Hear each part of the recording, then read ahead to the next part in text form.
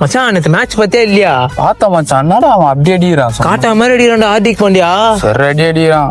அதான் அவன் ஆளு விட்டு போன இதுல செம்ம அடியெல்லாம் ஃபுல்லா மேட்ச்ல காட்டுறான். இருக்கும் மச்சான், அந்த மாதிரி தான் இருக்கும். அதே மாதிரி நீயும் வாழை விட்டு போயிடு. போக மாட்டான்ச்சா. டேய் இப்ப பாத்து என்கிட்ட வர நீ. டேய் பிரேக்கப் பண்றா, நல்லா இருப்படா. ஐயா நான் ஏன் பிரேக்கப் பண்ணோம்?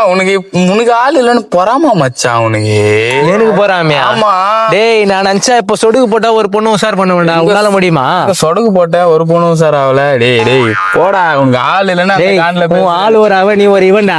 ஏய் லவ் பண்ணாத உனக்கு எங்கடா அருமை தெரியும். அவ போறது பின்னெல்லாம் நீ ஏடா சுத்தி நிக்கிற?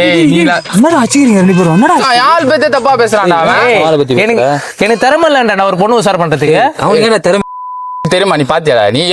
எனக்கு திறமை இல்லண்டாடா, அவன் விட்டுலாம் அவனை சும்மா. ஏன்டா அப்படிலாம் பேசுறாடா? அதெல்லாம் நீ ஏன் சொல்ற? அதெல்லாம் நீ சொல்லவே கூடாது.